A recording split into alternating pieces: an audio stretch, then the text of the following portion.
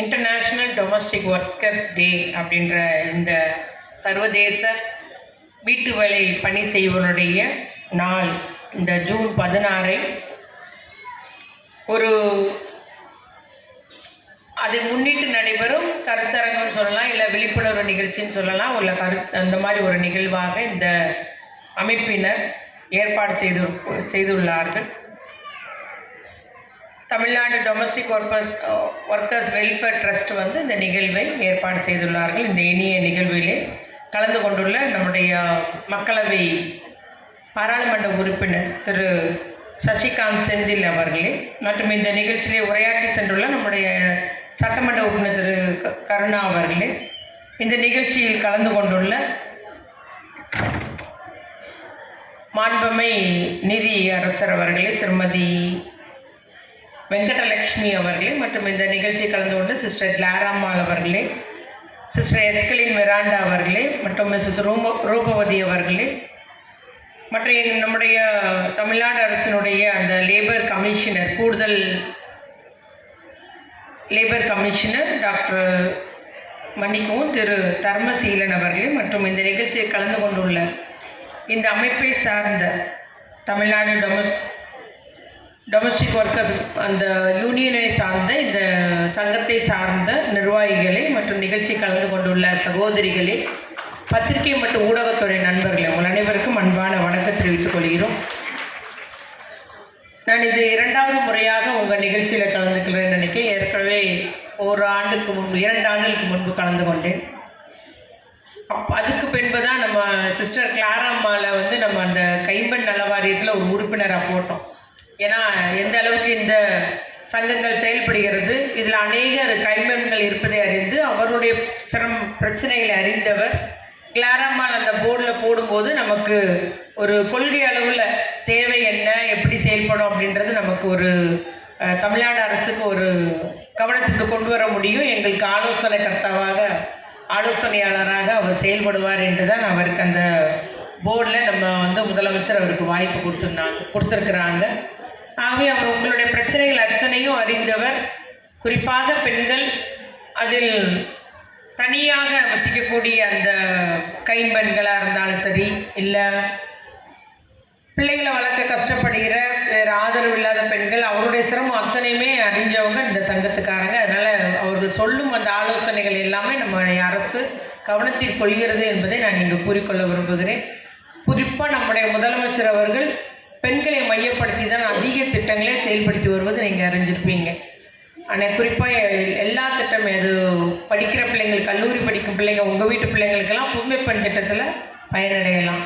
என்ன 6ஆம் வகுப்புலேருந்து 12ஆம் வகுப்பு வரைக்கும் அவங்க தமிழ் மீடியம் படிச்சிருக்கிற ஆண்களுக்கும் தமிழ் புதுமை திட்டத்தின் மூலம் மாதம் 1000 ரூபா அவங்க படிப்பு செலவு வழங்கப்படுகிறது. பெண்களுக்கும் புதுமை பெண் திட்டத்தில் வழங்கப்படுகிறது. அவங்க வேறு பிற்பட்ட நலத்துறை, ஆதிராவிட நலத்துறை, எதில் அவங்க ஸ்காலர்ஷிப், அதாவது நம்முடைய கல்வி உதவித்தொகை வாங்கினாலும் இந்த புதுமை பெண் தமிழ் புதுமை திட்டத்திலையும் பயனடையலாம் அப்படின்றது நம்முடைய முதலமைச்சர்.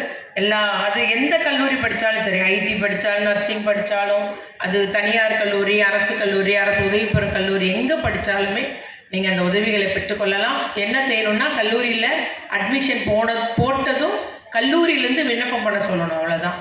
ஆகவே அந்த உதவித்தொகையை நீங்கள் பெற்றுக்கொள்ளலாம். அதுபோல் மகளிர் உரிமை தொகையுமே நம்முடைய முதலமைச்சர் அவர்கள் உங்களை போன்றோருக்காக தான் அந்த திட்டமே. யாருக்கு தேவை இருக்கிறதோ, மாதம் 1000 ரூபான்றது யாருக்கு உபயோகமாக இருக்கிறதோ, உதவியாக இருக்கிறதோ அவர்களுக்குத்தான் அந்த உதவித்தொகை என்று கூறி தான் அது உதவித்தொகை இல்லை, உரிமை தொகை என்று வழங்கி வருகிறார்கள். பொதுவாக பெண்களுடைய உழைப்புக்கு அங்கீகாரம் எங்கேயுமே கிடையாது, அப்படிதானே? எங்கேயுமே கிடையாது. ஒரு காலத்தில் நமக்கு ஓட்டு போடக்கூட உரிமை கிடையாது. ஆண்கள் மட்டும்தான் ஓட்டு போடுவாங்க, பெண்களுக்கு கிடையாது. ஆனால் 1921 தான் நமக்கு ஓட்டுரிமை இப்போ கிடைச்சது. அது தமிழ்நாடு அதனுடைய பெரும் பங்கு உண்டு, நீதி கட்சியினுடைய பங்குலாம் உண்டு, நமக்கு ஓட்டுரிமை கிடைச்சிது. அப்புறம் பிள்ளைகளை, பெண் குழந்தைகளை படிக்க விடுறதில்லை, கல்வின்றது மறுக்கப்பட்டது, நமக்கு ஒன்றும் கிடையாது. ஆனால் இப்போ படிப்படியாக நம்முடைய தமிழ்நாட்டில் உள்ள எத்தனையோ தலைவர்கள் இதற்காக பாடுபட்டிருக்காங்கன்னு சொல்லலாம். அதில் தந்தை பெரியார், பேரறிஞர் அண்ணா, டாக்டர் அம்பேத்கர் அவர்கள், இவ்வாறு எவ்வளோ பேர் பெரும்பாடுபட்டு பெண்களுக்கு உரிமை கொடுக்கணும், பெண்களுக்கு நம்ம கல்வி கொடுக்கணும், அவர்களும் ஒரு உயிர் அப்படின்னு நம்மளை போல ஒரு மனுஷி அப்படின்றத உணர்ன்றதுக்காக எவ்வளவோ மாற்றங்கள் பண்ணிக்கிட்டே வரும். அதுக்கு அரசு சட்டத்தின் மூலம் செஞ்சாலும் சமூக மாற்றம்ன்றது ஏற்பட வேண்டியது இருக்குது. ஒட்டு மொத்தமாக நான் என் பிள்ளைக்கு சொல்லிக் கொடுக்கணும், என் பையனுக்கு பெண்ணை மதிக்கணும், பெண்களை மதிக்க கற்றுக்கொள்ளணும், அவங்களும் சம உயிர் அப்படின்றத நினைக்கணும். உங்களுக்கு அநேகர் ஆண்கள் அந்த எனக்கு ஒரு 10 ஏக்கர் விவசாய நிலம் இருக்குது, ஒரு 2 வீடு வச்சுருக்கேன்ற மாதிரி என் மனைவிக்கும், எனக்கு ஒரு மனைவி இருக்கா, அவளுக்கு ஒரு 50 பவுன் நகையோடு இருக்கான்ற மாதிரி ஒரு சொத்துல ஒன்றா தான் கருதி சொல்கிறாங்க. அவளுக்கு உரிமைன்றது இல்லை. நம்ம கேட்குறது ஏதாவது முடிவெடுக்கிறதுல நம்ம ஆலோசனை கேளுங்கன்னு தான் நிறைய வீட்டு பெண்கள் போராடுறாங்க. கடைசியில் என்ன வருதுன்னா குடும்ப பிரிவினை தான் வருது. ஆனால் இந்த பெண்களுக்கு வழங்க வேண்டிய உரிமையை யாருமே ஏற்றுக்கொள்ள மனசு இல்லாத நிலைமையில் இருக்குது. நம்ம இப்போ எவ்வளோ வலியுறுத்தினாலும் சட்டத்தின் மூலமும் பண்ணும்போது பார்த்திங்கன்னா ஒரு நிறைய இடத்துல மாற்றம் வந்திருக்கு. உண்மை ஏற்றுக்கொள்ளலாம், நல்ல சிறந்த கல்வி கற்றவங்க நிறைய இடத்துல மாற்றம் வந்திருக்கு. ஆனால் இன்னும் சில இடத்துல பெண்களுக்கு ஒரு பக்கம் அவங்களுக்கு வேலை வாய்ப்பு கிடைச்சது, இன்னொரு பக்கம் பிரச்சனை வருது, குடும்பத்தில் பிரச்சனை வருது, அந்த வன்கொடுமை சட்டம், வீட்டில் தொந்தரவு அப்படின்றதுலாம் வருது. ஆனாலும் நம்முடைய அரசாங்கம் பல்வேறு திட்டங்களை போட்டு நம்ம இப்போ நீங்கள் அவசரமாக குடும்பத்தில் ஒரு பிரச்சனைன்னா 181க்கு கூப்பிடுங்கன்னு சொல்லியிருக்கோம். நம்முடைய கணவன் மனைவி சண்டைனாலும் சரி, இல்லை பக்கத்து வீடு சண்டைனாலும் சரி, இல்லை பெண்களுக்கு ஏதாவது ஒரு பிரச்சனை இருக்குது, ஒரு அடிதடி நடக்குது, இல்லைனா வாய் தகராறு வருதுன்னா உடனே அந்த நம்பரை கூப்பிடுங்கன்றோம். உடனே அந்த நம்பர்லேருந்து அவங்கள கூப்பிட்டு போய் நேராக பார்த்து அரசு உதவி பண்ணணுன்னா உடனே உதவி பண்ணுறாங்க. அவங்களுக்கு மனு எழுதி கொடுக்கறதுலேருந்து, வக்கீல் ஃபிக்ஸ் பண்ணுறதுலேருந்து, இல்லை ஒரு நாள் எங்கள் கூட தங்கிக்கோங்கன்னு அதுக்கும் ஒரு ஹோம் இருக்குது, அங்கே போய் நம்ம தங்கி இருந்துக்கிடலாம். நிறைய பேர் தங்கி இருந்த பிறகு பிள்ளைங்கள்லாம் பார்ப்பாங்க பெண்கள். சரி எங்கே சண்டை போட்டு மண்டையை உடைக்கிறது, சரிக்கா நான் வீட்டுக்கு போயிடுறேன்னு சொல்கிற பெண்களும் இருக்காங்க. 2வது நாள் போயிடுவாங்க. சிலர் இல்லை இதுக்கு இந்த மாதிரி என்ன இப்படி அடித்ததுக்கு நான் தண்டனை கொடுத்தே ஆகணும், நீங்கள் புகார் சொல்லுங்கள், எனக்கு லாயர் ஃபிக்ஸ் பண்ணுங்கன்னா லாயரையும் நாங்களே அவங்களுக்கு கொடுக்குறோம். ஏற்பாடு பண்ணி எல்லாமே இந்த சமூக நலத்துறையின் கீழும் ஒருங்கிணைந்த சேவை மையம் மூலம் அந்த சர்வீஸும் நடக்குது. இல்லை நம்முடைய காவல்துறை மூலம் விண்ணப்பம் கொடுத்து தங்குறதுக்கும் ஷார்ட் ஸ்டே ஹோம் நிறைய இருக்குது. 5 நாட்கள் வரைக்கும் நம்ம அங்கே தங்கிட்டு பிரச்சனைக்கு ஒரு தீர்வு கண்டுட்டு கூட மறுபடி காவல்துறையை நம்மளை இணைச்சி வைக்கிற இடங்களும் இருக்குது. இல்லை நம்ம வழக்கு தொடக்கனா வழக்கும் தொடர்றாங்க. இவ்வாறு நம்ம பெண்களுக்கான அந்த பாதுகாப்புக்கு நிறைய சட்டங்கள் இருக்குது. அது நம்முடைய முதலமைச்சர் இப்போ பெண்களுக்கு எதிரான அந்த குற்ற செயலில் ஈடுபடுறவங்களுக்கான தண்டனையை அதிகரிச்சிருக்காரு. இப்போ 10 ஆண்டு கடுங்காவலில் இப்போ 20 ஆண்டு, புரியுதுங்களா? அந்த மாதிரி 2 மடங்காக தண்டனையெல்லாம் அதிகரிச்சு அந்த சட்டம் ஒரு சட்டம் மேலே ஒன்றிய அரசுக்கு அனுப்பி வச்சிருக்கு, ஒரு சட்டம் அமுல்படுத்தியாச்சு நம்முடைய முதலமைச்சர் அவர்கள். இவ்வாறு பெண் சமுதாயம் முன்னேறினால் நம்முடைய தமிழ் சமுதாயம் முன்னேறும். பெண்கள் கல்வி கட்டால் அது அந்த வீடே கல்வி கற்ற மாதிரி உடனே அவங்க பிள்ளையெல்லாம் படிக்க வச்சுருவாங்க. அவங்க பிள்ளைகளுக்கு வேலை என்னோட மேலே இருக்கணும் தான் நம்முடைய தமிழ்நாட்டில் உள்ள எல்லா பெண்களும். என்னோட என் பிள்ளை எனக்கு மேலே படிக்கணும், எனக்கு மேலே உயர்ந்த நிலையில் இருக்கணும் தான் எல்லாரும் வேலை பார்ப்போம். உண்மையாக இல்லையா? நிறைய பேர் பார்த்தீங்கன்னா எனக்கு ஆச்சரியமாக இருக்கும். 5 வீடு 6 வீடு கூட வேலை பார்த்து தன் பிள்ளைய சிபிஎஸ்சி ஸ்கூலில் தான் நான் படிக்க வைக்கேன் அப்படின்னு பெருமையாக சொல்லுவாங்க.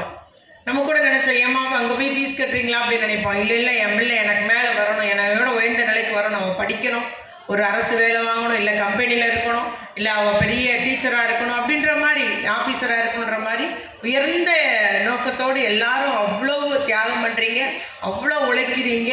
அதனால் இந்த ஒரு சமுதாயத்துக்கு ஒரு அங்கீகாரம் கொடுக்கணும். இந்த பெண் சமுதாயத்தை முன்னேற்றும் போது நிச்சயமாக தமிழ்நாட்டில் பொருளாதார வளர்ச்சி ஏற்படும், எல்லா வளர்ச்சியுமே ஏற்படும்.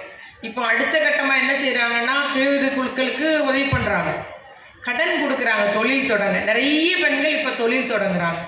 பெண் தொழில் முனைவோரை உருவாக்கணுன்றது முதலமைச்சருடைய அடுத்த கட்ட திட்டமாக இப்போது அதற்கு நிறைய கடன் வாங்குறாங்க.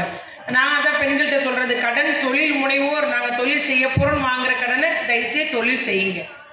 தொழில் செய்யும்போது உடனடியாக லாபம் வந்துடாது, கொஞ்சம் லாபம் உடனே கிடைக்கும். ஆனால் ஓராண்டில் நீங்கள் எதிர்பார்க்குற லாபம் வரும். அதனால் தொழில்னு சொல்கிறது நம்ம கொஞ்சம் பொறுமையாக இருந்து கவனமாக பண்ணிகிட்டே வந்தோம்னா நமக்கு நிச்சயமாக லாபம் வரும். படிப்படியாக அப்புறம் லாபம் அதிகரிக்கும் போது நம்ம முழுமையாக நம்ம அதில் ஈடுபடுத்திக்கிட்டோம்னா நமக்கு நிச்சயம் லாபம் வரும். அதனால் அந்த காலத்துக்கு ஏற்றார்வாள் எந்த மாதிரி பொருள் விற்கும், என்னது விற்கும், எதை இப்போ எதிர்பார்க்குறாங்க அப்படின்ற மாதிரி சின்ன சின்ன வேலையை கூட நம்ம செஞ்சு அது மொத்தமாக 10 பேர் 15 பேர் செஞ்சால் பெரிய அளவிலே செய்யலாம். அதையும் இப்போ பெண்கள் இறங்கியிருக்காங்க. அவங்க போகிற இடத்துலலாம் செய்யுங்கன்னு சொல்லிகிட்டே இருக்கிறோம். அதுபோல் கிராமத்துலலாம் நிறைய கடன் வசதி இருக்குது. சுய உதவிக்குழு மட்டும் இல்லாமல் ஊரக வாழ்வாதார இயக்கம் மூலமும் நமக்கு குறைஞ்ச வட்டியில் கடன் கொடுக்காங்க. திருப்பி செலுத்தவும் மறுபடியும் கூட வாங்கிக்கலாம் அப்படின்ற மாதிரி 6% வட்டியில் 40,000 முதற்கொண்டு கொடுக்குறாங்க. நீங்கள் எந்த செக்யூரிட்டியும் கொடுக்க வேண்டாம். கடன் எதுவுமே சொத்து வைக்காமலே நம்ம வந்து கிராமப்புறத்தில் ஈஸியாக கடன் வாங்க முடியும். இவ்வாறு நம்ம கடன் வாங்குற அந்த அமௌண்ட்டையும் அந்த தொகையையும் நல்ல முறையில் பயன்படுத்தும் போது நிச்சயமாக நம்ம வந்து முன்னேற முடியும். அதே போல் பெண்களை வந்து நீங்கள் எல்லாரும் இங்கே படிக்க வச்ச பிள்ளைங்கள்லாம் பார்த்தோம், நல்லா படிக்கிறாங்க. பிள்ளைகளை படிக்க வைக்கிங்க. பிள்ளைகளை கண்காணிப்பதும் தாய்மாருடைய ஒரு கடமை தான். நம்ம தான் பண்ண முடியும்.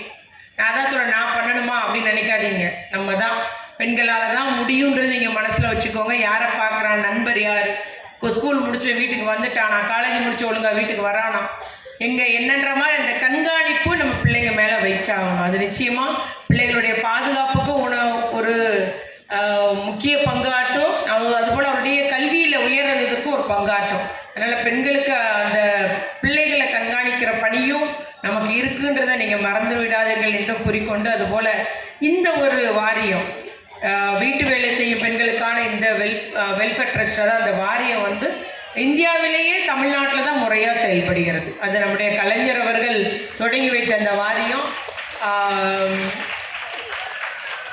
பணிபுரியவர்களுக்காக தொடங்கப்பட்ட கிட்டத்தட்ட 13 வாரியத்தில் இது ஒரு வாரியமாக இருந்து செயல்படுகிறது. இன்றைக்கும் இந்தியாவிலே தமிழ்நாட்டில் தான் சிறந்த முறை செயல்படுகிறது. என்னதான் நம்ம வந்து இன்னைக்கு அங்கீகாரம் கிடைக்கலன்றதுக்காக அவங்க கீதா அம்மா சொன்னாங்க, கீதா ராமகிருஷ்ணன் மேடம் சொன்னாங்க, நாங்கள் சுப்ரீம் கோர்ட்லலாம் ஜட்ஜ்மெண்ட் வாங்கியிருக்கோமா, தீர்ப்பு வாங்கி வச்சுருக்கிறோம், இதுக்குன்னு ஒரு தனியாக ஒரு சட்டம் ஏற்றணும் வீட்டு வேலை செய்கிற பெண்கள் வாரியத்துக்கு அப்படின்னு சொன்னாங்க. சட்டம் ஏற்றினா ரொம்ப நல்லது தான். ஒன்றிய அரசு என்ன செய்தோ தெரியல, அங்கே வந்து சொல்லி எதுவுமே நடக்கிறதும் இல்லை. ஆனால் நிச்சயமாக நம்முடைய முதலமைச்சர்கள் தமிழ்நாட்டில் 4 வருஷமாக அவங்க வந்து மத்தியில் ஒன்றிய அரசு எவ்வளோ ப்ரெஷர் கொடுத்தாலும் சரி, லேபர் டிபார்ட்மெண்ட்டுக்கெல்லாம் நீங்கள் இதெல்லாம் இப்படி இருக்கக்கூடாது, அப்படி இருக்கக்கூடாது, இந்த 4 தான் இருக்கணும், மொத்தமே 4 வாரியம் தான் இருக்கணும்லாம் இடைஞ்சல் கொடுத்தாலும் நம்முடைய முதலமைச்சர் அவர்கள் இல்லை எப்போதுமே கலைஞர்கள் தொடங்கிய அத்தனை வாரியங்களும் செயல்படும், அத்தனை வாரியங்களும் நலத்திட்டம் கொடுப்போம்னு சொல்லிட்டு நம்ம வாரியம் இன்னைக்கு தமிழ்நாட்டில் செயல்பட்டு இருக்குன்னு அது காரணம் நம்முடைய முதலமைச்சர் அவர்கள். ஏன்னா கலைஞர் தொடங்கிய வாரியம்னு சொல்லிட்டு நம்ம ஒன்றிய அரசுக்கு ஒத்துக்கலை. இந்த வாரியங்கள்லாம் செயல்படும் அப்படின்ற மாதிரி எல்லா வாரியங்களும் செயல்பட்டு வருகிறது. அதில் இதுவும் ஒன்றாக இருக்கிறது என்பதை நான் கூறிக்கொண்டு, அதுபோல் மேடம் சொன்னாங்க, கீதா ராமகிருஷ்ணமும் கிளாரம்மா சொன்னாங்க, தமிழ்நாட்டிலையும் எங்களுக்கு மனு கொடுத்துருக்குறீங்க இல்லை, தமிழ்நாட்டிலேயே அந்த சட்ட திருத்தத்தை நீங்கள் கொண்டு வரணும்னு சொல்லிட்டு நிச்சயமாக நான் அதை துறை அமைச்சருக்கும் நம்முடைய முதலமைச்சருடைய கவனத்திற்கு எடுத்து சொல்கிறேன் என்று கூறிக்கொண்டு, கல்வி தான் இங்கே பற்றி நிறைய பேசுனாங்க. கல்வி தான் முக்கியம், உண்மைதான். கல்வி வந்து நமக்கு அதை யாரும் நம்மகிட்ட எடுத்துக்கிட முடியாது. படித்த கல்வி அந்த நம்ம பெற்ற அறிவு நம்மளே தான் இருக்கும். அதை வந்து நம்ம படிக்கும்போது நல்ல முறையில் அறிவாற்றல் மிக்கவர்களாக இருக்கணுன்ற மாதிரி படிக்கணும். நம்ம நல்ல முடிவு எடுக்கணுன்றது மாதிரி சொல்லணும். குறிப்பாக நம்ம பிள்ளைங்களை செல்ஃபோனில் நேரத்தை கடத்தாத, கொஞ்சம் நேரம் செல்ஃபோன் பாரு, தப்பு இல்லை. அதே போல் நம்ம மற்ற பொழுதுபோக்கு அம்சத்துக்காக மட்டுமே அதிக நேரம் செலவிடாமல் படிப்பதற்கும் நம்ம அறிவாற்றலை வளர்த்து கொள்வதற்கும் தாய் தகப்பனுக்கு உதவுவதற்கும் புக்கு வாசிப்பதற்கெல்லாம் நேரத்தை வச்சுட்டு கொஞ்ச நேரங்களில் நம்ம வந்து டெலிஃபோன், அந்த டெலிவிஷன், ஃபோன் எல்லாம் உபயோகப்படுத்திக்கலான்ற மாதிரி நம்ம பிள்ளைகளுக்கு எல்லாம் சொல்லிக் கொடுத்து அவர்களை ஒழுங்குபடுத்த வேண்டிய காலத்தின் கட்டாயமாக இருக்கிறது என்பதை நான் இங்கு கூறிக்கொண்டு, என்னதான் பரிணாம வளர்ச்சியினால் நம்ம காலத்துக்கு ஏற்றாற் போல் எல்லாருமே இப்போ சோஷியல் மீடியா பார்க்க வேண்டியது இருக்குது. சோஷியல் மீடியாமல் நிறைய இன்ஃபர்மேஷன் கிடைக்குது. ஆனால் அந்த தகவல்கள் உண்மையா என்பதை அறிந்து கொள்ளவும் வேண்டியது இருக்குது. பொய்யான தகவல் நிறைய விஷயத்தில் பரப்பப்படுகிறது. ஏன்னா மகளிர் உரிமை தொகை விடுபட்டவங்களுக்கு போன மாதமே ஒரு தகவல் வந்துருச்சு, வாட்ஸ்அப்பில் எல்லாம் விண்ணப்பிங்க முதலமைச்சர் சொல்லிட்டாங்க. ஆனால் இன்றைக்கி தான் நம்முடைய முதலமைச்சர்கள் ஜூலை 15 விடுபட்ட தகுதி உள்ள பெண்கள் விண்ணப்பம் கொடுக்கலான்னு சொல்லியிருக்கிறாங்க. அதனால் விடுபட்டுள்ள நம்மளுடைய சங்கத்தில் உள்ள பெண்கள் வந்து ஜூலை 15 நீங்கள் விண்ணப்பிக்கலாம் என்பதை நான் கூறிக்கொண்டு, இவ்வாறு நம்முடைய முதலமைச்சருடைய ஆட்சியில் பெண்களுக்கான ஒரு திட்டங்களை கொண்டு வரும் இந்த ஆட்சியில் நிச்சயமாக தொடர்ந்து பெண்களின் நிலை மேம்படுவதற்கு உங்களுடைய சங்கங்கள் நிறைய ஆலோசனை நான் அவங்கள்ட்ட சந்திக்கும் போதெல்லாம் மேடம் இப்படி செய்யணும் இதை இப்படி பண்ணுங்கன்னு எனக்கு ஆலோசனை தரக்கூடியவர்களாக இங்கே உள்ள அத்துணை பேருடையும் நான் தொடர்பு வச்சிருக்கிறேன். அவங்களும் உரிமையோட மேம் இது சரியில்லை, இது இப்படி இருக்கணும், இந்த பாதுகாப்பு சரியில்லை, ஏன் நீங்கள் அதில் வழக்கு போட்டாகணும் அரசு அப்படின்ற மாதிரி நிறைய எங்களுக்கு தகவல்களை அவங்களுடைய அனுபவத்தை எங்களிடம் பகிர்ந்து கொள்கிறார்கள். தொடர்ந்து அதே போல் இந்த அரசு உங்களுக்காக உங்களோடு இருந்து